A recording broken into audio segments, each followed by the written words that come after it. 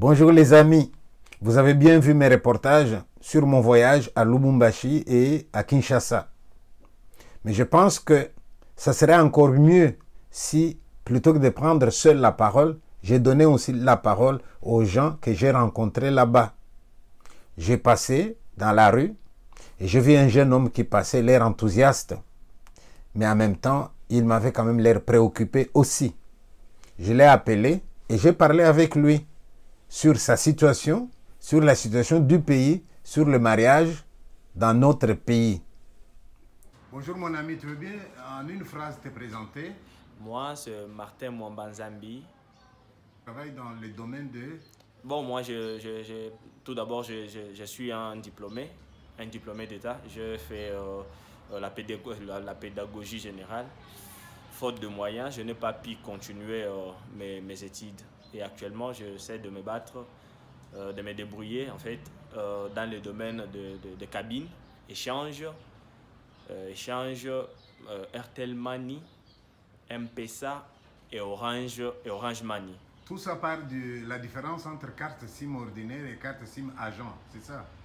Ok, la carte SIM ordinaire, c'est une SIM utilisée tout simplement pour les appels Oui. et les SMS. C'est ça la carte SIM ordinaire. Et vous, vous avez une autre carte SIM qu'on Oui, appelle... oui, j'ai ma carte SIM d'abord ordinaire, j'ai aussi ma carte SIM ordinaire qui me sert d'effectuer des appels, des SMS et tout. Oui. Et j'ai une SIM agent qui me permet d'effectuer des transactions. Et sur une SIM agent, il y a à peu près combien d'argent maximal? Qu'est-ce qu'on peut mettre dessus? Bon, ça dépend, hein, ça dépend de votre capital, mais au moins, vous ne pouvez pas débiter avec moins d'un 300 dollars au maximum. Il faut avoir au moins 300, 500 dollars. Alors, moi, j'ai l'impression que j'ai trouvé ici un Congo des uns et le Congo des autres. Ceux qui ont tout et ceux qui n'ont rien. Est-ce que je me trompe? Non, vous avez totalement raison. Ceux qui sont en politique, malheureusement, qui sont là pour régler nos problèmes, ils sont là pour régler leurs problèmes à eux, s'enrichir et puis laisser la population, de laisser à leur propre triste sort. Et alors, d'un côté, les belles maisons, de l'autre côté, des cabanes. Oui, c'est ça. Ceux qui ont en politique, ils se font quand même de l'argent. L'argent qui est censé leur servir à améliorer certaines choses, et ils ne font pas ça. Ça, c'est leur argent, c'est pour de belles maisons, de belles voitures, de belles femmes. Et Belles voitures alors que les routes sont mauvaises. sont mauvaises. Sont mauvaises. Et donc, c'est ce qui les intéresse. Parce que si vous remarquez, la majorité même de garçons, des jeunes ici au Congo, vous allez voir quelqu'un atteindre un certain âge.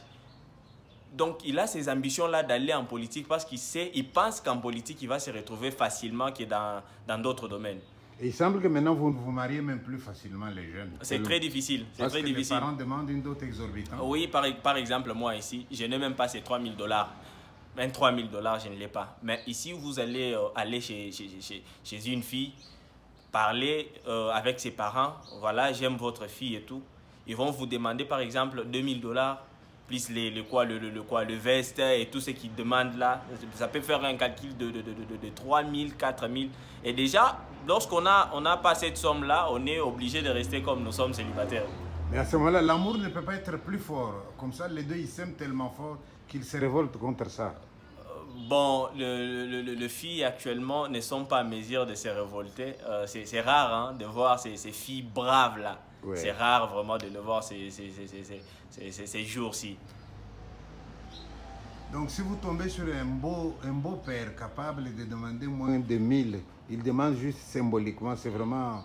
Ça serait une très bonne chose. Par exemple, moi, je me dis, si je me fie, je demanderais quelque chose de symbolique. Oui.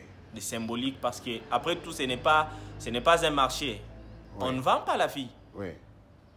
Moi, un père, avec mes filles, je crois que je demanderais quelque chose de simple. D'accord. Dire même au garçon, apporte-moi ce que tu peux. Voilà. Et un humain, lui aussi, pourra réfléchir que non, je pourrais quand même apporter ça, ça pourra quand même le faire plaisir. D'accord. Pas ce que je vois actuellement, ça ne nous facilite pas la tâche. En tout cas, je suis content d'avoir fait votre rencontre, Martin. Moi aussi. J'amène votre image en Europe, mes enfants vont voir. Tu as un message pour eux peut-être? Oh, Christelle et Aléra, bonjour, bonjour. Je ne vois pas seulement un message. dès que vous serez grandi, même de loin, vous pourrez quand même voilà, soutenir ce pays. Peut-être rentrer aussi, faire quelque chose pour cette nation. Parce que nous, là, on se bat et je ne sais pas si nous devons entrer en politique pour essayer quand même de bouger les lignes, quoi.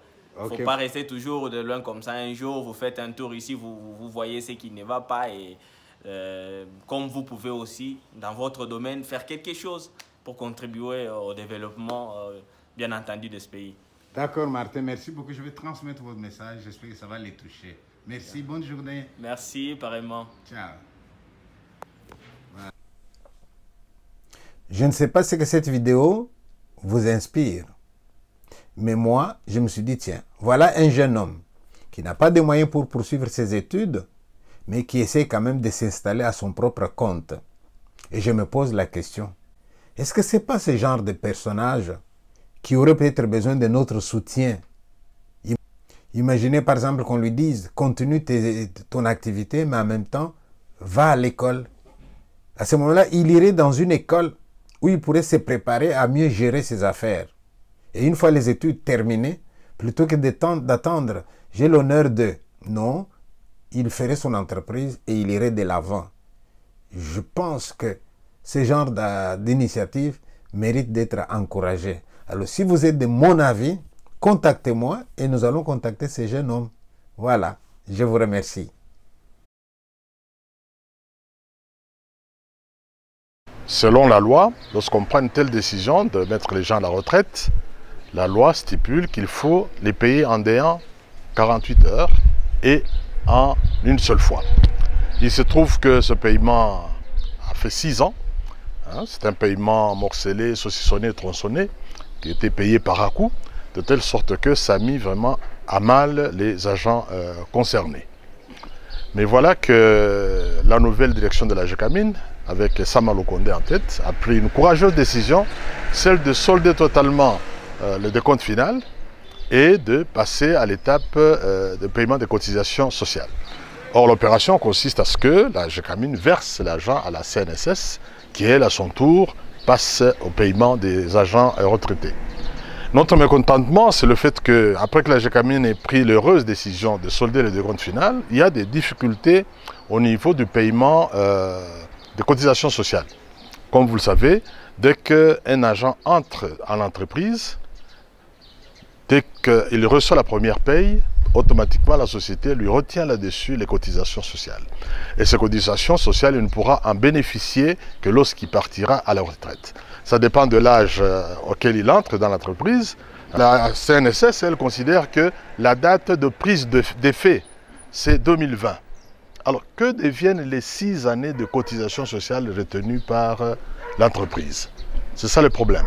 Nous n'allons quand même pas perdre 6 années de cotisation sociale. Nous en avons besoin. Or, vous savez, le personnel retraité fait partie aussi de ce personnel qu'on appelle personnel vulnérable. Des problèmes de santé, les yeux, le cœur, le sucre, les hypertensions, les problèmes de lombalgie et tout ça. Il ne faudrait quand même pas que les gens, parce que je vous dis, ce n'est pas pour être alarmiste ou pour apitoyer les gens. Dans notre groupe, on a perdu une dizaine de personnes. Quand nous prenons tous les retraités indistinctement, parce que cette situation concerne et les ouvriers et les cadres et le personnel supérieur, c'est une centaine de personnes. Est-ce normal que les gens meurent en laissant l'argent qui aurait pu les aider à vivre mieux? La GECAMIN, elle, considère qu'elle a versé l'argent en 2020. Bon, alors comment est-ce que la CNSS peut considérer uniquement 2020 comme l'année de prise d'effet? Et les 6 années de retenue deviennent quoi dans ce...